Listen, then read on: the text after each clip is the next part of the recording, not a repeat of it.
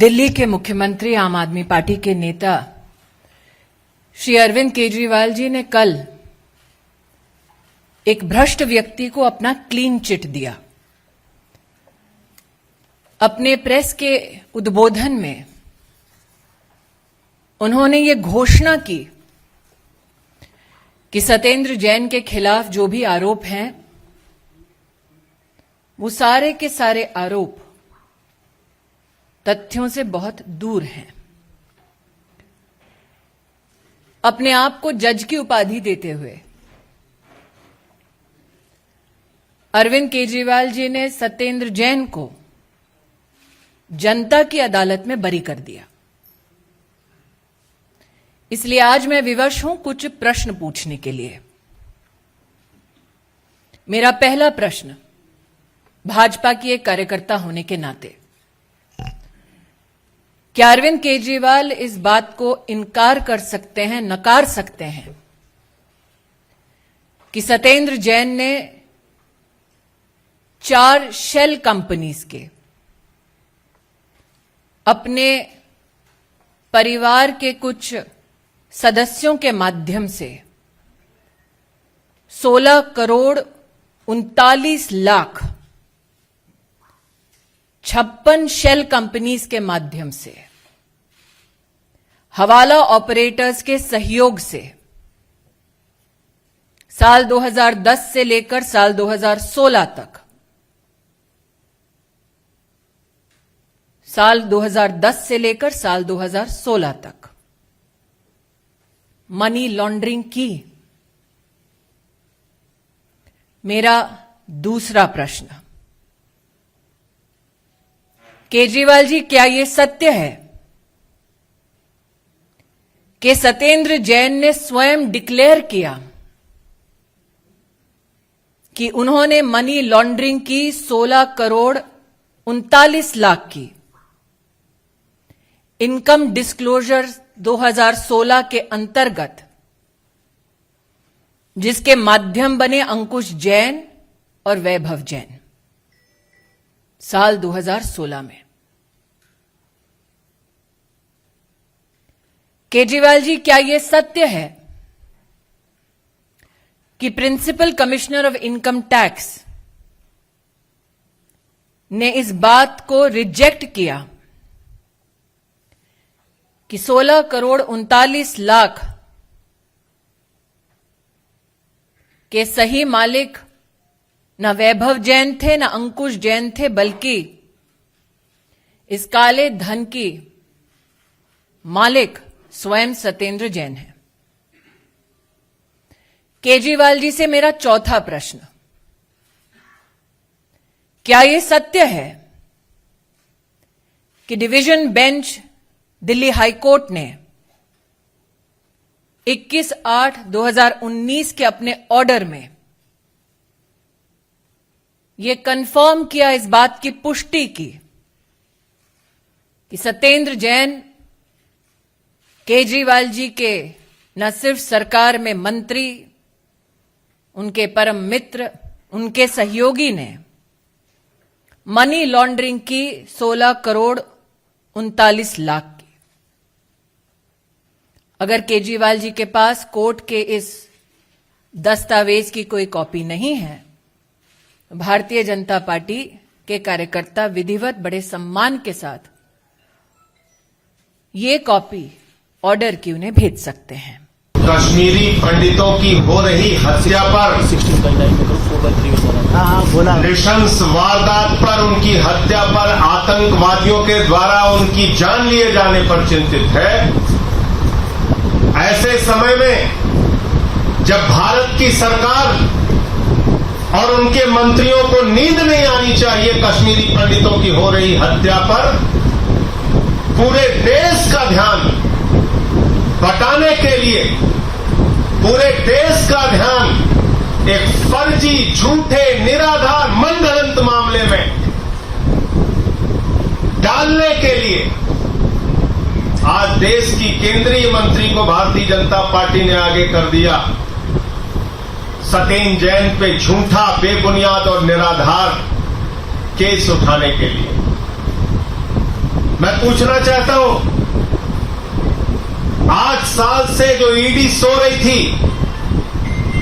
वो ठीक हिमाचल के चुनाव के पहले हिमाचल के इंचार्ज सत्येंद्र जैन को क्यों उठाती है?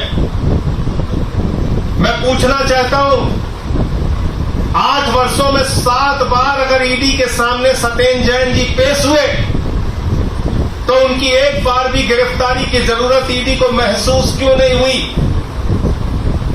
और जैसे ही सत्येंद्र जैन हिमाचल प्रदेश के इंचार्ज बनाए जाते हैं, आम आदमी पार्टी की सक्रियता बढ़ती है।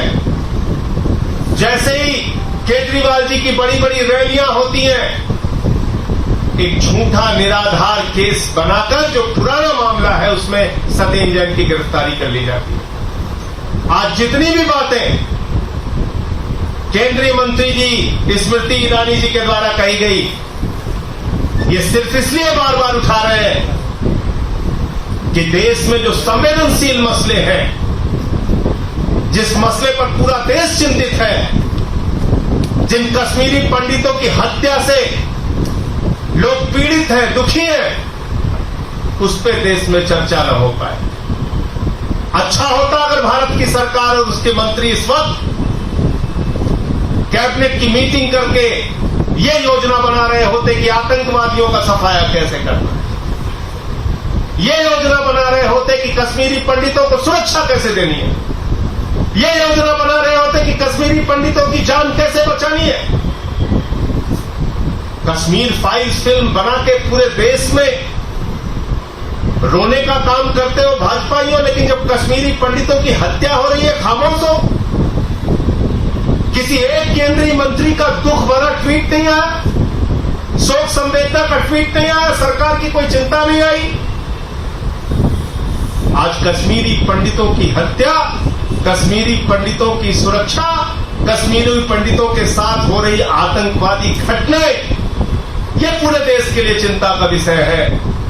लेकिन भारतीय जनता पार्टी के लिए, उनके मंत्रियों के लिए बहुत ही शर्म की बात है कि उनकी चिंता हिमाचल के चुनाव और सत्येंद्र जैन को कैसे जेल में सड़ाया जाएगा इस बात को लेकर, कैसे आम आदमी पार्टी को फर्जी तरीके से बदनाम किया जाएगा इस बात के लिए। इसलिए मैं कहना चाहता हूं मोदी जी से और उनके मंत्रियों से, कम से कम इस वक्त जब पूरा कश्मीर जल रहा है, जब पूरा देश दुखी है, जब आए दिन कश्मीरी पंडितों की हत्याएं हो रही हैं, कम से कम ऐसे वक्त में तो जाग जाओ और कश्मीरी पंडितों की सुरक्षा की चिंता करो। हमारे ऊपर तो कई बार ऐसे फर्जी मामले आप लोग लगा चुके हैं। अरविंद केजरीवाल के दफ्तर पे सीबीआई का छापा मारा, क्या निकला? कुछ नहीं। मनीष सिसोदिया जी के घर पे सीबीआई का छापा मारा, क्या निकला? कुछ नहीं।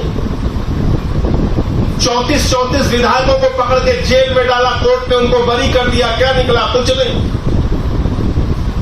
और इस मामले में भी जैसे 400 से ज्यादा मामलों की मोदी जी ने जांच कराई और अरविंद केजरीवाल जी को क्लीन चिट दे दिया, कह दिया केजरीवाल साहब आपके खिलाफ कोई भ्रष्टाचार का मामला नहीं।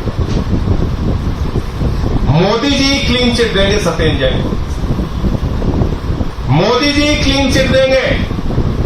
उन्हीं की जांच एजेंसी बताएगी कि सत्येंद्र जैन के मामले में भी कुछ नहीं मिला, कोई कंपनी नहीं, कोई जमीन नहीं, सारी फर्जी बातें, सारी झूठी और निराधार बातें, जिन कंपनियों से उनका कोई लेना देना नहीं, तमाम ऐसी बातें जो जिन कंपनियों को पहले छोड़ चुके हैं, ये तमाम मुद्दे आप उठा रहे। और मुझे तो कई बार हंसी आती है भाजपाइयों के ऊपर। अरे जिनका पार्टी का राष्ट्रीय अध्यक्ष कैमरे पर रिश्वत लेते हुए पकड़ा गया, जो लोग शहीदों के ताबूत में घोटाले के दोषी हैं, जिन्होंने भारत माता के रक्षा सौदे राफेल में दलाली खाई, जिन्होंने भगवान श्री राम को नहीं छोड़ा, राम मंदिर में चंदा चोरी कर ली, ऑक्सीमीटर, थर्मोमीटर, वेंटिलेटर पे घोटाला किया, जल जीवन मिशन में घोटाला किया, आज वो भ्रष्टाचार के खिलाफ उपदेश देते फिर रहे। जिनका राष्ट्रीय अध्यक्ष कैमरे पे रिश्वत लेते हुए पकड़ा गया, वो हमें नैतिकता सिखा रहे हैं। गब्बर सिंह हमें अहिंसा पे भाषण दे रहा है, भारतीय जनता पार्टी का चेहरा पूरे देश के सामने बेनकाब हो चुका है और इस सरकार की चिंता क्या है ये आज पूरा देश जान चुका है। इस सरकार की चिंता वो मासूम कश्मीरी पंडित, वो निर्दोष कश्मीरी पंडित जिनकी आए दिन हत्या हो रही है, उनकी सुरक्षा इनकी चिंता नहीं है।